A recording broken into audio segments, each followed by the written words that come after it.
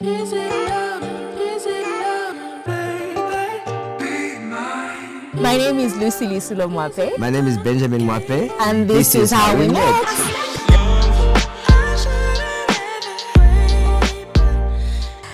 My name is Lisulo Mwape. Yes, and I'm the wife. I'm Benjamin Mwape. I'm the husband. How did we meet? Well, I first had a crush on him when we had. You did? Yes. Who told me that? Well, I did. I first had a crush on him when we had a youth concert, actually, at a church. So we were in the same youth executive, and so we were given tasks. So we both were given tasks to MC, and so that night we needed to come in, report earlier, like 2 hours earlier, to just set the stage and set everything rolling.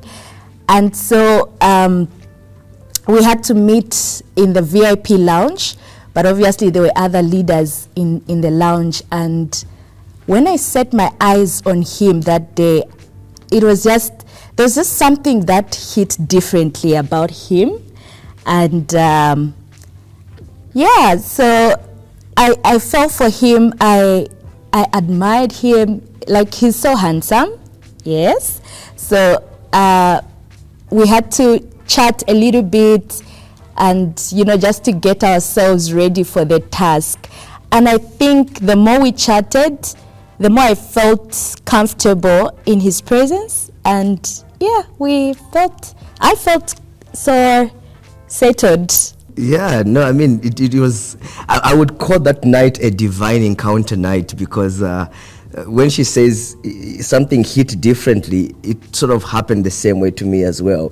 We had been together as leaders in the executive serving, right. But then for whatever reason that night when I came in, I looked at her and she just looked different. Mm-hmm. And what I saw in that moment was not my co-MC, but was my future wife.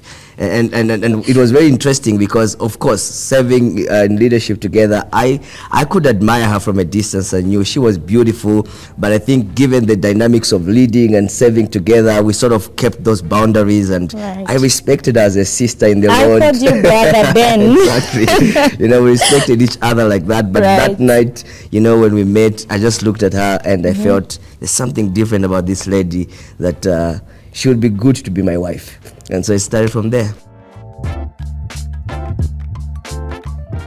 The emceeing event was obviously the trigger.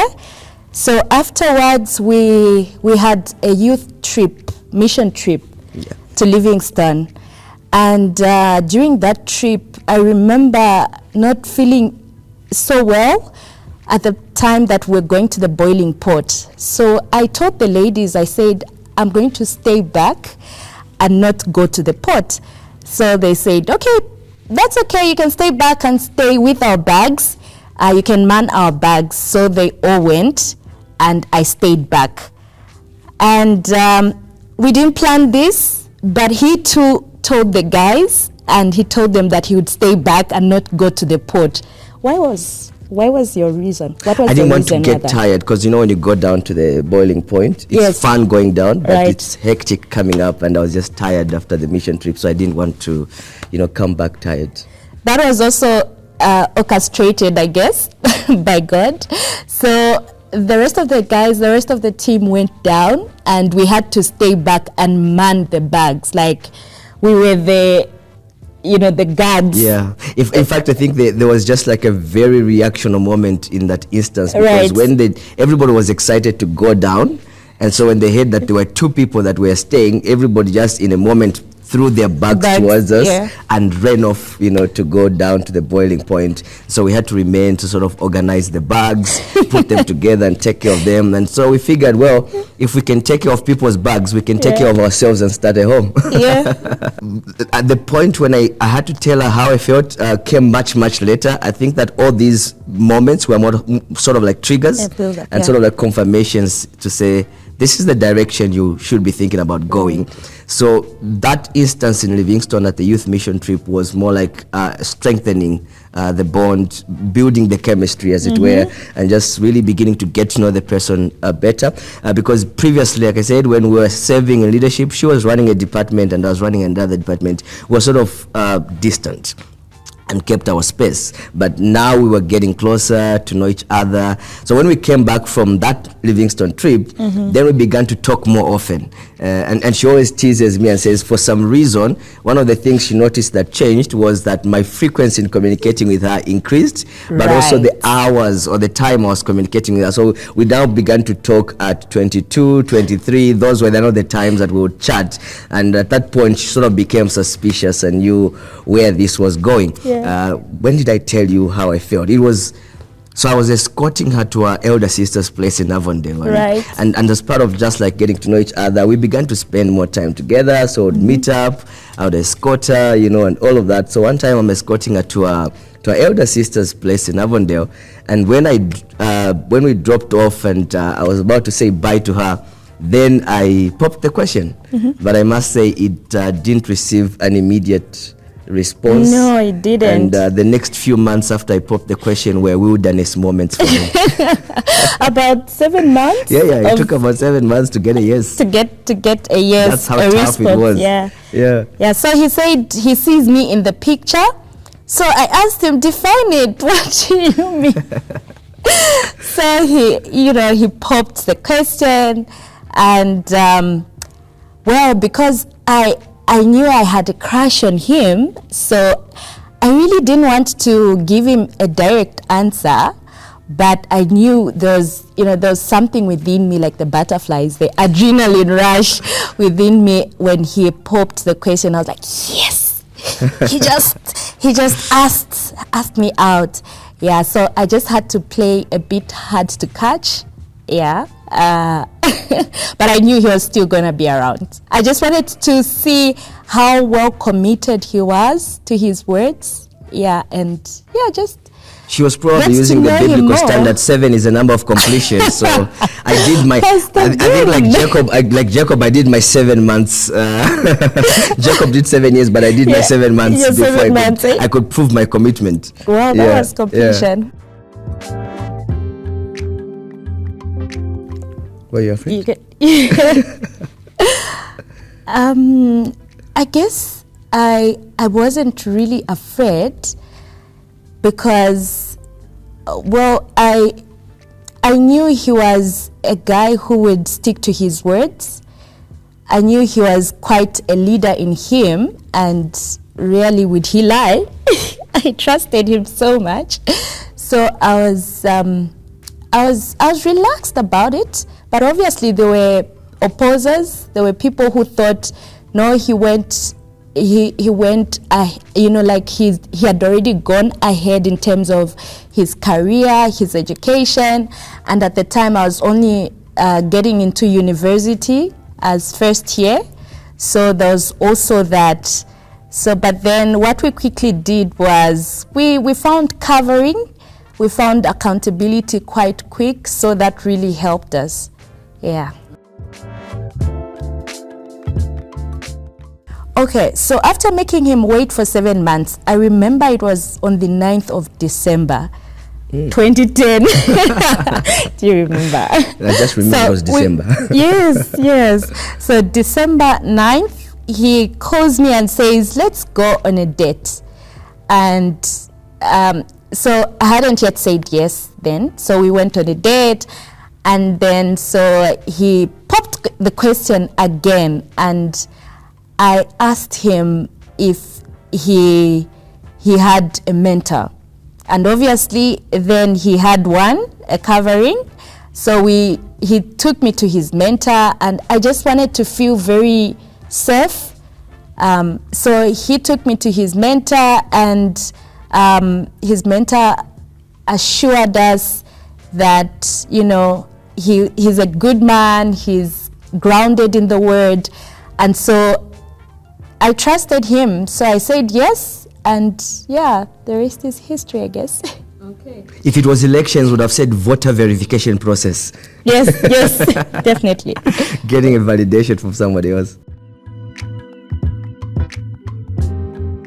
Well, I was optimistic that the yes would definitely come, and the reason why I was very optimistic that the yes response would come is because in those 7 months of perseverance, yes, it was perseverance. Oh, wow. I took interest to build friendship with one of our close friends. So I became friends with one of our close friends who really became an ally and sort of began to give me intel into what was going on. So she would then go and talk to her and really sort of pick her heart, because it was difficult to pick her heart at some point in those 7 months. Like, are we really going to go ahead with this or not? But getting close to a friend helped very much, because then she would tell me, no, the signs are there. You just need to be patient. You just need to wait. And so with those conversations, I knew at some point we would break through. And one word that was quite reassuring actually from him, he kept saying, "Lucy, I have arrived." And the moment I hear that, I like saying that. Yeah, I like saying that. Yes. So he would say that a lot, and immediately he says that there's just an inner peace within me that settled in. Yeah. Yeah. Well, my family, obviously, I think it was a bit more straightforward than hers. So she mentioned the aspect of going to see our mentor and having that conversation around sort of starting our relationship formally. And I think one of the things that our mentor did advise us was don't date in secret. Right. Let your families know. Be accountable about it. You don't want your families to just hear rumors from others. Honor them by letting them know you are in a relationship. So for me, I think it was very easy to sort of let my relatives know there was somebody in my life. It was a little bit difficult for her, and I remember having a struggle with her because she had to tell her mom. Right. And remember, she had just gone into uni. She was first year in uni. So it was a bit of a challenge for her to start that conversation. And I remember it took about 3 months before she could tell her mom that she was in a relationship. But when she did, I think her mom really responded very well. We didn't expect that, but she responded very well. And it sort of gave our relationship maturity. It gave our relationship, the maturity that it needed, so that it's not just one of those trial and error kind of things, but we demonstrated that we were making a sound decision and knew what we were up to, and we were already beginning to honor the people that deserved to be honored in our lives, to know about what we were up to. So I took about 3 years before I could engage her. I think one of the things that we did discuss was, and I guess she mentioned something around how people discouraged her to say, no, this guy is ahead of you. He's already laid his foundation. He's already laid his foundation and all of that. So that was actually an interesting moment, because when she was going to the University of Zambia, first year, I was already working, I was already staying on my own and sort of settled exactly. And so one of the things that some of the ladies would tell her, and just generally some of the opinions people would have, would be, this guy can't wait for you for 4 years to graduate. Like, he's definitely gonna be waiting for you for 4 years before you graduate and get married. So what happened is that they began to discourage and tell her, look, focus on your school, and you probably will find somebody else when you're done with school. But because I was committed and resolved, what happened is that in that first year, when we started dating, we sort of clarified our vision. We were very clear about, I'll have to wait for 4 years before I can marry you. Right. What does that 4 years look like? It's just not going to be 4 years of passing time, but it should be 4 years of basically building concretely on a vision that we had laid for ourselves. So we laid this vision and made it very clear. And so we knew that year 1, we were just basically going to be building friendship. Year 2, we were going to be building friendship, and then sort of like year 3, year 4 of our university, we would then begin to formalize things with our family, and then begin to go into the whole aspect of engagement. So it was only towards the end of her school that I was able to engage her. Talk about your part. My part. as a person that was being surprised. Okay, so the engagement happened on the 24th of October, 2014. Yes, that was the year that I was just graduating from uni. So I had gone to stay in with a friend, a colleague, because I was doing my teaching practice then. So would go out for dinner, would go out for lunch, for breakfast with a friend of mine. And so this day she just said, well, since it's a holiday, so let's go out for dinner. But this time around, let's just go all out in terms of looking good, smelling good, and just, doing the girl thing. So we went out to the saloon and everything went well. And I didn't really notice that she was setting me up. I really didn't sense that until we got to Protea. And then I saw a crowd of people. And I'm like, this face I know, and this I know. What are they doing here? And then he came. And it was quite humbling. It was quite, it was an emotional moment, because it had finally come, and yes, I loved it. Well, so again, a lot of conniving had to happen, and thankfully at that point she was staying with her friend, right, who again, I sort of got along very well. And so I basically worked through that friend and said, look, I'm getting ready to engage. Could you help me do a master plan here that will ensure that she has no clue whatsoever that there's an engagement coming? And of course, because we've been dating for 4 years, so she obviously expects the engagement to happen at some point, but we should still make it a surprise. And I guess, talking in retrospect now and speaking maybe as a pastor, one of the things I get to be asked by young people is, should I engage first and then all of that? Because it's almost like if we tell people and make it official, then it's difficult to surprise her with an engagement. I always tell them, you can still go through the formal process and still engage and surprise the person, and they'll still be surprised. So there's always never any pressure to that. Yeah. So we worked through that plan with her and agreed that we would do a dinner. And as part of that dinner, we invited some of our close friends, mutual friends, and some of the relations as well, relatives as well, were part of that. And so when she arrived for dinner, obviously from my end, the assumption was that she was going for a girls out dinner with her friends, because she had just finished her teaching practice, and it was almost like, let's go and celebrate, let's go just and have a great time. But lo and behold, it was a different setup altogether. She had no idea I was the one organizing all of that. She was going to the salon and getting ready for that dinner. She had no idea it was actually me who was actually organizing the whole dinner for her. So yeah, she came for dinner and went down on my knee and popped the question, will you marry me? Now, here's the funny part around it, because then when I popped the question, I think she was overwhelmed and she forgot to say yes. So I stayed on my knee for quite some time. It was literally counting seconds, waiting for yes. And of course, there was a euphoria moment. Everybody's getting excited. People are screaming. But in that moment, she's so overwhelmed that she forgets to say yes. And I'm now asking myself, so what do? Do I just put the ring on the finger? Or I actually wait for the yes? But thankfully, I think she realized, I need to say yes to this guy. Because he has to get up. So then she says yes, and I put the ring on her finger, and that's how I stood. So again, the cartel team did all the investigations. I call them the cartel. They did all the investigations, and how did they do it? I think she took your measurements in a way, but it was sort of like an informal conversation. So it was just like,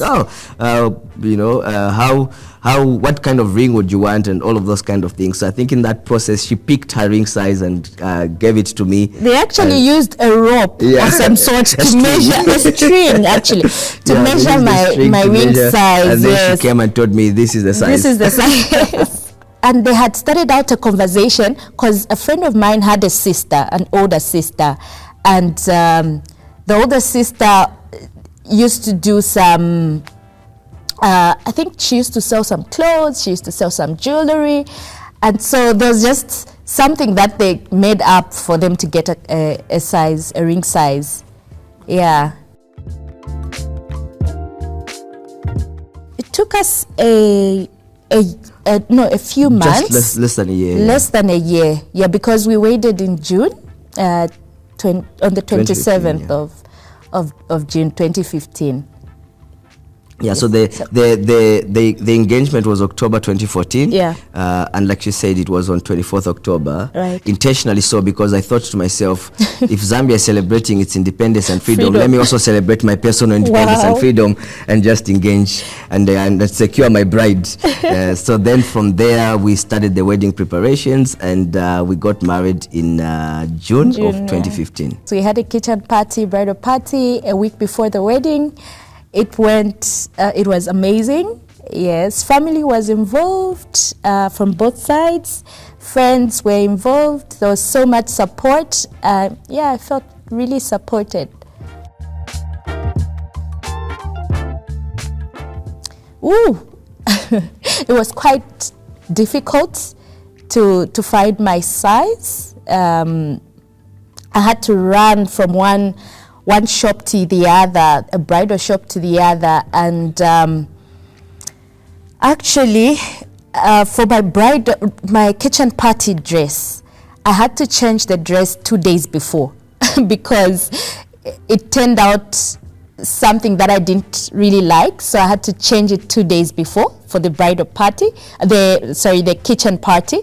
So, but then also that went well because we engaged a tailor who did an express thing. She did a very good job. The wedding gowns were quite difficult to get.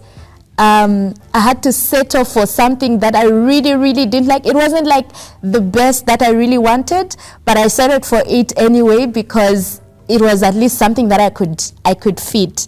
And out of that, later on, I found myself starting up a business. Yeah, it was actually sort of a blessing in disguise because her frustration to choose the wedding dress ended up turning into a business. And a business, yes. So I started up a business, bridal store, and yes, and that's how part of my business got thriving.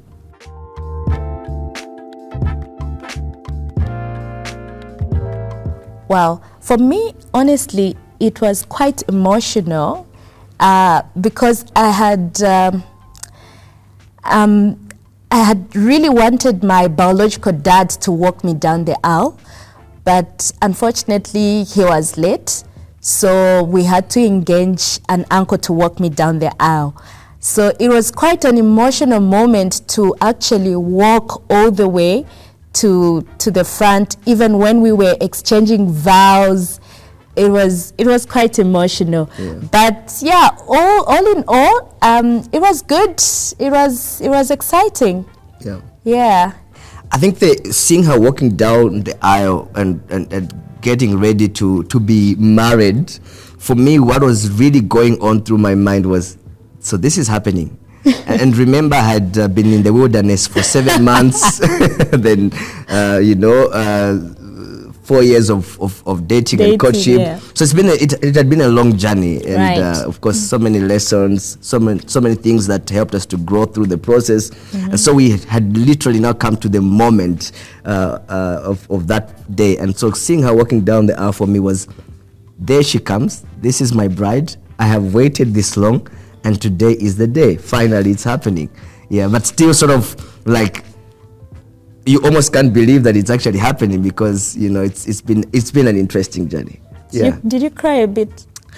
I was teary. I think I was teary when I was making my vows. Oh, okay. At that point, I was almost breaking down and crying, but I told myself, I could see it. Koseni bagrum koseni.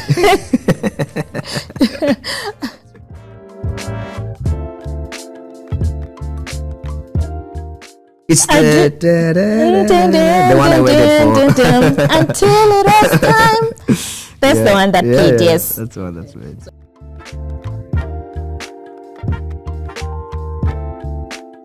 So we've been married for 9 years this June, and we have 2 handsome boys. One is 8, the other is turning 4.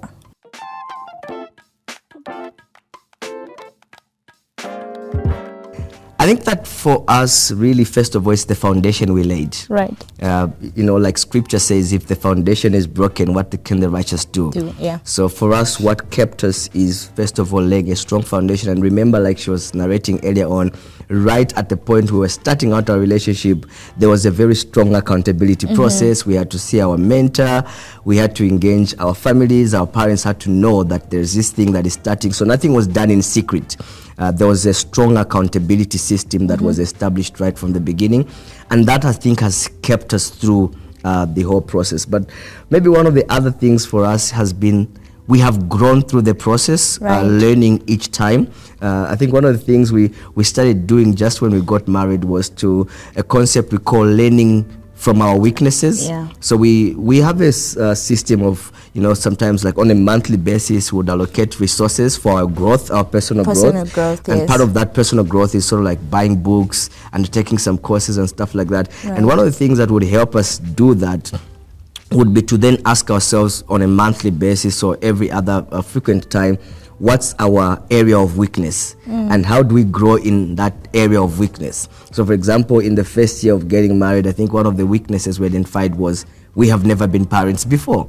So we need to grow in that area, which is our weakness at the moment. And so I think for that period, even before when we're expecting our first child, we invested so much in reading about parenting, equipping ourselves to be parents. I think we spoke to a couple of people, parents who had gone ahead of us, just to be able to get insight. So that ability to continuously learn and grow, I think has sort of helped us. What has also helped us is being very intentional in feeding from one source, from the same source. So you find us in the same, environment, feeding on the same information, so that we are all on the same page. We've also been so intentional in terms of just spending time together. Dinner time, for instance, we all have to sit on at the table, eat dinner together. And before we put the plates away, we sit down, have a family time, chat, talk. But my favorite ones are like bedtime stories, stories or, conversations. So every time before we go to bed, we have to talk about something, what happened during the day. Yes, and also devotional times. We have family devotional times. So those really have kept us together. And there's the no gadgets time as well. So we intentionally just sort of block time out as a family, as a couple in the house, when we're off our gadgets, and it's just basically intentionally connecting. So we ensure the television is switched off, phones are kept away, and maybe for 1 hour, 2 hours or so in the evening, we basically just connecting and intentionally just spending time together. But I think the aspect you raise about feeding from the same source for me has been a very important one as well. One of the things I tell people is the whole aspect of mindset programming and how that, many of the things that cause conflict sometimes in marriage or sort of take people apart is when the software is not the same. It's almost like one person is operating on one software and the other one is operating on another. And when you try to share information, from a technical point of view, they'll tell you this document is not compatible with this machine, because this machine is not using the same software as the machine that generated this document. Then you begin to sort of have those clashes. But when you are feeding your mindset and building the same software in terms of how you're thinking, how you're perceiving things, then it helps you to be in sync. You sort of begin to understand each other from that perspective. I think one of the things, for example, that we intentionally do that even up to now is the area of finances, for example. We're always growing in terms of how we perceive money, how we think about wealth, how we think about finances. And I think because we speak the same language, it's almost like anytime she's making a financial decision, even without me, she would literally do what I would have done if I was, doing the same, and I would be in the same position as well. But what helps us to be able to come to that level is that we've synchronized our software. Right.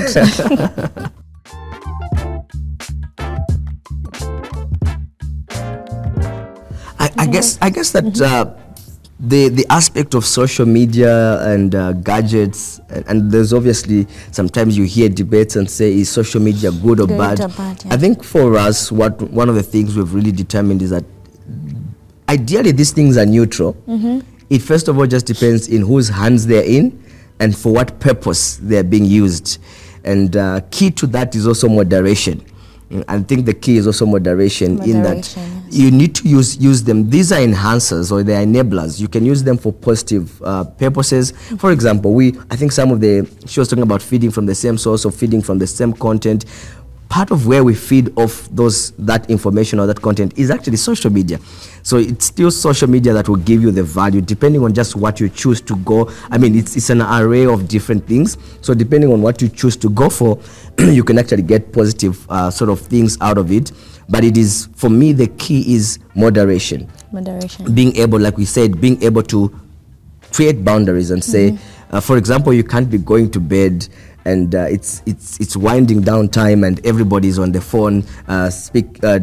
You are close to each other, but yet very far away from each other in that moment, because she's in her own world, I'm in my own world, and then that then becomes to be a problem. So moderation and setting boundaries becomes the key, where if I have to do something on my gadget and with my phone, I'll do it in the time that I'm supposed to. When it's time to be with her, it's time to be with her. And we sort of switch off or disconnect from the gadgets, and intentionally. And again, like she said, the aspect is being intentional about it. Anything that you want to positively cultivate will not happen by default in your marriage. You need to intentionally cultivate it and sometimes reinforce it as well, to be able to say, hey, and I think we've seen that even with our kids now, because of some of these standards we've set in the house. Even sometimes when one of us sort of slips through it, even the kids now are able to remind, because for example, we can't pick calls during table time.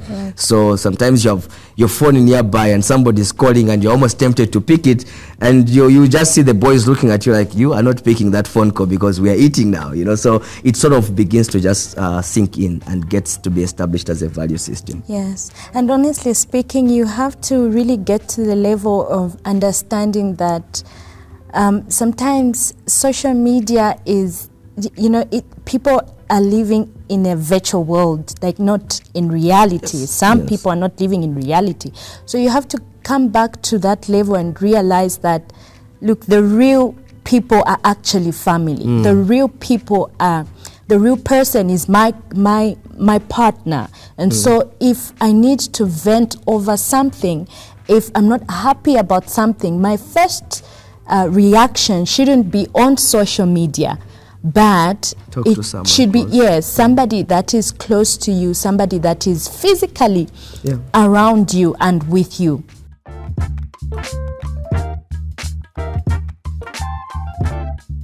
Areas of conflict. Well, I'm that kind of a person that I always loved to speak out things there and then in the moment. If we quarreled, if we quarreled, let's deal with it now. I have to speak it out now. But I learned it the hard way, because then I would say things in the moment and regret them later. So I have learned throughout our journey in marriage that some of these things, once you quarrel, just let the tempers cool and then talk about it when you are both sober-minded. That way it has really helped us.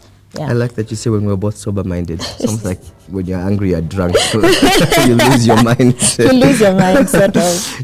But I guess, I think what she's also referring to here is the aspect of learning and growing through the process. When we started out, it was a bit of a struggle, but with, I think, the first 3 years, we were sort of really learning quite a lot around that aspect of conflict management and all of that. But eventually we got a hang of it, and you sort of become more tolerant, you become more understanding.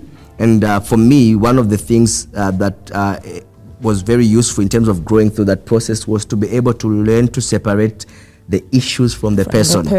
And I think that was really key, because sometimes you get to target the person when it's not actually the person, it's just the issue that needs to be addressed. So for example, when we have an issue, I need to remind myself and say, I'm I'm not fighting Lucy, or I'm not trying to address Lucy as a person. The issue is communication. So let's address communication as the issue that is maybe causing that conflict at this moment, and not necessarily the person or in the individual. So being able to separate the issue from the person has really been helpful. But of course, again, like scripture says in Proverbs 24, by, wisdom, a house is built. By understanding it is established. And I think the aspect of understanding has also equally been very, very significant in our lives, where you always have to think about the other person and ask yourself, what is their perspective of this issue? Before I think about my perspective, like the saying goes, seek to understand before you understood. So you put yourself in the other person's shoes. Emotional intelligence basically is the key here, where you are able to manage your own emotions in relation to the emotions of another, becomes very key. But what has helped even us to get to that point again is the whole aspect of intentional growth, continuously learning. I think one of the things we do is, when I'm reading a book, she's reading the same book, or she'll eventually read it.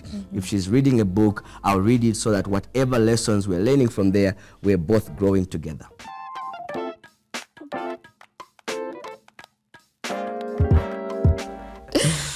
I think that for us, it's really to know that marriage is for destiny and marriage is for purpose. At the end of the day, it's about what do we want to achieve together. Having the ability to be able to have a vision that is big enough to accommodate both of you. And we saw this in our courtship journey, where sometimes you see people get married and you could see them especially for women, particularly women, I think it's a challenge sometimes, where you sort of see this person that has got a promising potential of becoming great, but when they sort of marry, kids begin to come in, all the postpartum processes and all of that, you see them sort of begin to pack their dreams, begin to pack their careers and all of that. We have been very intentional to ensure that we are continuously growing, we are continuously learning. I was pushing her when we had our first child. I told her, look, you need to start going out. This boy will not die if you leave him alone. Go and begin to live your life. And I really just, began to support her do that. She's doing her master's now. When I finished doing my master's, I told her, you are next, you're doing your master's. She's just winding that up now, so that we are growing at the same time. We are pushing and growing together. So I think that for us has been very key in our journey, to be able to intentionally grow together, have a vision that is big enough to accommodate both of us, so that none of us is left behind. Yes. Lesson from my end is, I think the Bible was right when it talked about husbands, love your wives, and wives, submit to your husbands. That's one thing I've learned, just being submissive to him. I'm pushing myself to learn every day, and being very deliberate in being submissive to my husband. And that way, I think he reciprocates well in terms of like loving me. It comes effortlessly as I submit to him.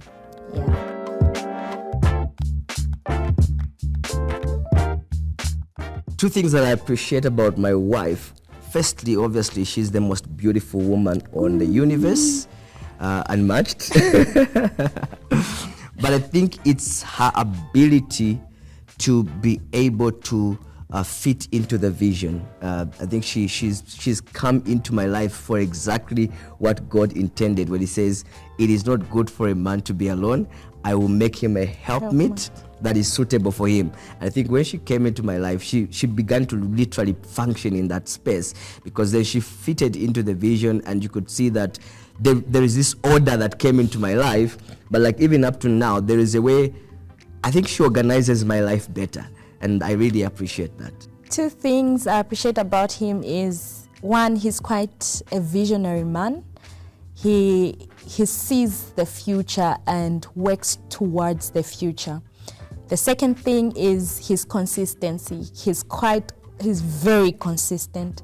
Very, very consistent. If consistency was a personality, I think it would be Benjamin Mwape. He's quite consistent. I love that about him.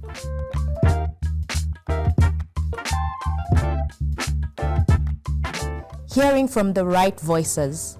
So most people tend to, find themselves in wrong places, wrong environments when they have a challenge, and not necessarily being intentional again to hear from the right voices. So I think one key thing for young couples is find the right people to speak in your marriage. Not every voice can speak in your marriage. Yes. Yeah.